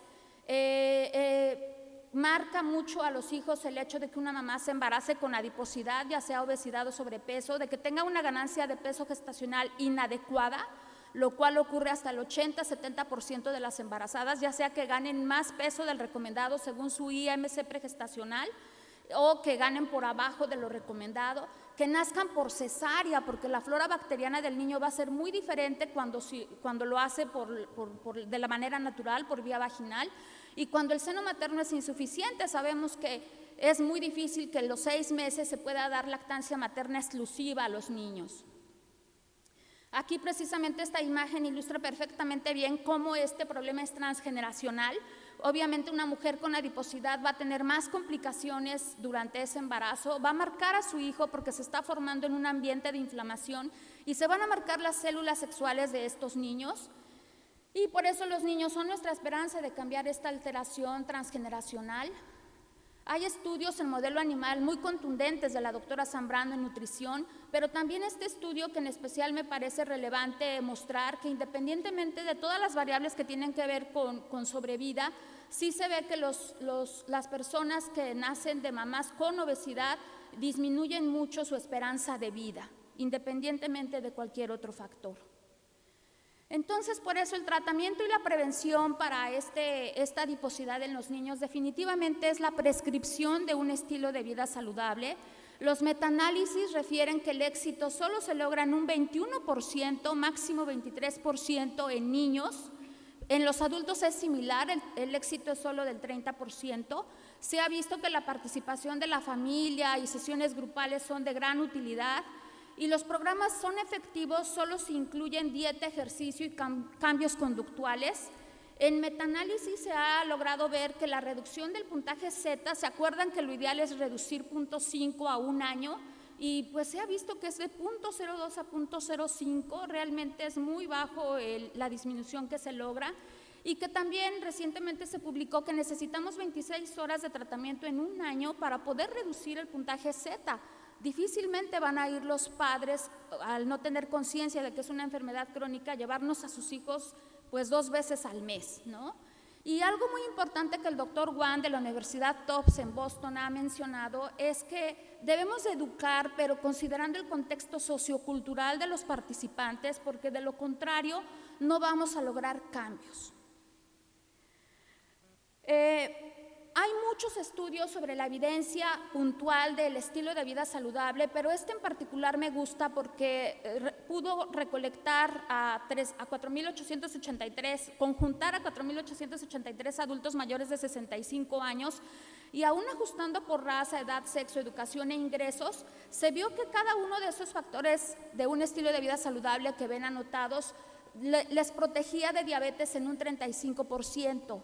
Y juntos esos 5 factores en un 82%, sumando un 7% más y aparte llegaban con un IMC normal.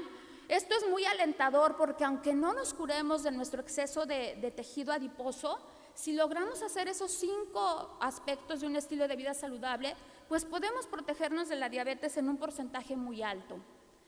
El DPP es otro gran estudio que se publicó desde el 2002 y muchas veces tarda bastante en permearse la información. Demostró de forma contundente que en 3,000 adultos que tenían prediabetes, tenían intolerancia a la glucosa, uno de los 2 estados prediabéticos, de forma aleatorizada se asignó un grupo con estilo de vida saludable, otro grupo con metformina y otro grupo con placebo, y vean cómo a 4 años de seguimiento el que recibió estilo de vida saludable pudo protegerse de diabetes en un 58%, casi el doble del grupo que recibió metformina. Los hábitos están en crisis en todo el mundo. La verdad es que incluso en ese estudio europeo que viene al final se vio que solo 1.1% de niños escolares y preescolares logran tener 5 a 6 hábitos saludables. Es realmente muy bajos los porcentajes de buenos hábitos. Y nos dimos a la tarea antes de iniciar nuestra intervención SACB en perinatología de ver aspectos socioculturales, porque creo que eso es algo que no hemos podido pues adecuar de forma muy adecuada en las intervenciones. Y definitivamente pudimos constatar que se ignora que el tener adiposidad es una enfermedad crónica por sí sola, que tiene tantas complicaciones, se ignora que la padecen sus hijos. Nos los llevaron al Infantil de México hasta que vieron que ya tenían acantosis, hipertensión, dislipidemias, y tampoco saben a ciencia cierta qué es un estilo de vida saludable. Incluso muchos papás y niños comentaron que hasta es buena salud estar grande. y que al crecer se van a normalizar. Comprar comida sana para todos es imposible.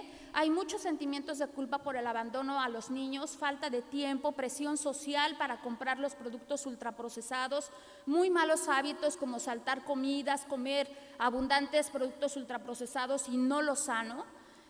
Sueño muy corto entre semana, pero muy largo en fin de semana, lo cual también impacta en la salud. Y los padres aseguraron que si ellos bajan de peso, sus hijos también lo van a lograr. Nosotros en esta primera publicación financiada por CONACYT pudimos lograr que el 73 a 87% de los niños disminuyeran el puntaje Z de su índice de masa corporal. Y vimos que casi la tercera parte, 29%, ya traía glucosa normal en el ayuno y la bajamos a 9.5% a 3.5 meses de seguimiento.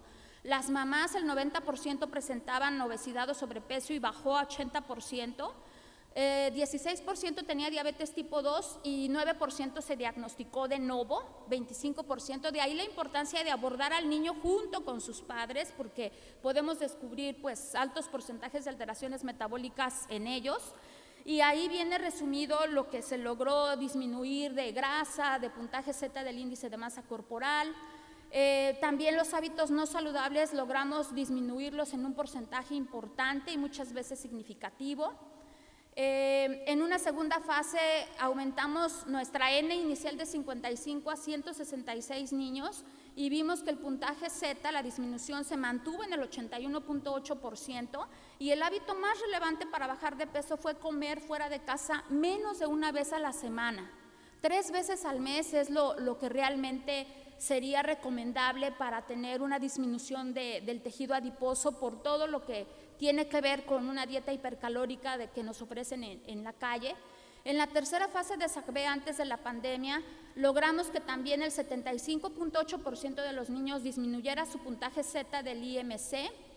Y algo muy importante es que nosotros nos enfocamos en los hábitos, como se ha podido recomendar en varios metaanálisis sobre intervenciones de adiposidad de niños, y vean cómo logramos que empiecen a desayunar en las primeras 2 horas al despertar, que hagan colaciones, que hagan más temprano su horario de comida, que disminuyan las veces que comen fuera de casa a la semana, ¿no? Que coman antes de las 3 de la tarde. Ese es un hábito sano que logramos aumentarlo de forma estadísticamente significativa. Nosotros hacemos frecuencia de alimentos resumida y también recordatorio de 24 horas y vean cómo las verduras 3 veces al día, que sería interesante ustedes me dijeran, ¿quiénes de los aquí colegas comen 3 raciones, 3 tazas de verduras todos los días? Gracias por su honestidad, colegas, y eso que nosotros sí lo sabemos, y nada más 7.7% de nuestros niños lo hacía. En la última visita subió hasta 23%. El refresco disminuyó su consumo. También lo que ven de verde pues es lo que realmente se recomienda comer y aumentó. Lo que ven de rojo disminuyó. Y bueno, aquí tenemos un ejemplo de nuestros niños que han logrado disminuir su porcentaje de adiposidad. Incluso una mamá también nos prestó su... Y bueno, este es el resumen para que ustedes lo puedan aplicar en su vida misma y con sus pacientes. Arma en 10 pasos tu SACB. SACB es una palabra maya que significa camino blanco. Alimentación en 4 pasos, ritmo circadiano y sueño en 3, movilidad y ejercicio en 2 y actitud positiva en 1 paso.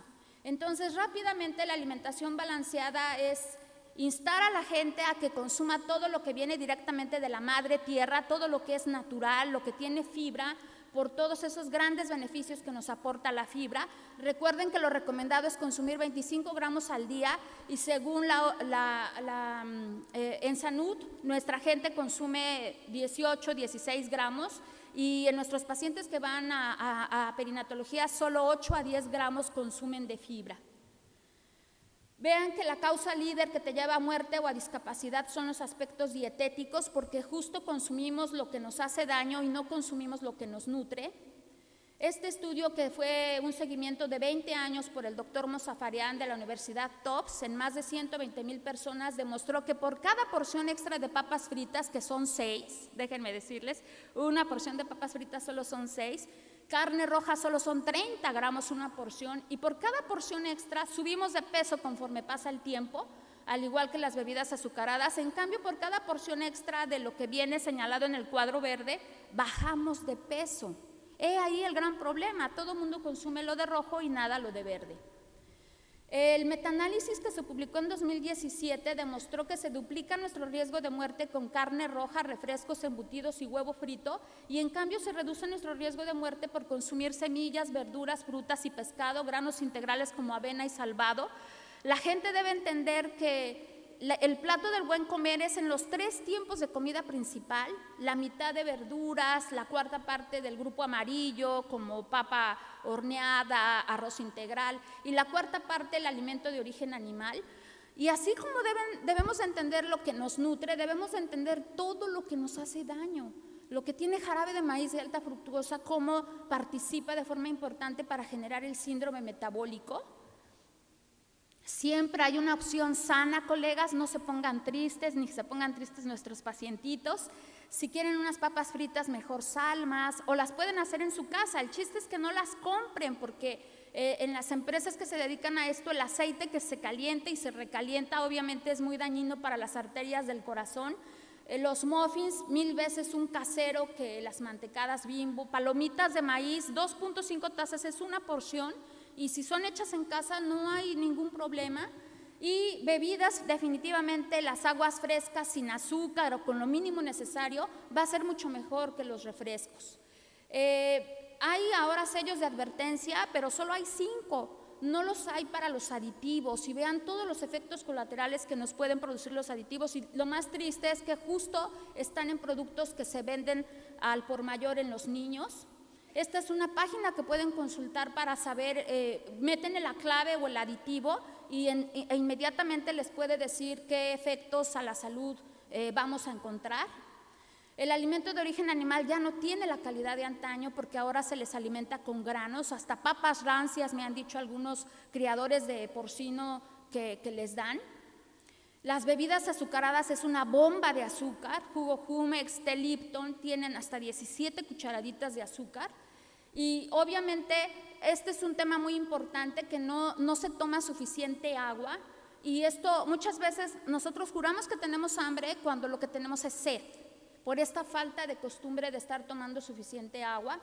Vean que en cuanto al ritmo circadiano, que es el segundo punto de ARMA, se imbrinca con el sueño y otras actividades. ¿Por qué? Porque el número de comidas, mientras mayor número de comidas, se ha demostrado que nos protege de adiposidad.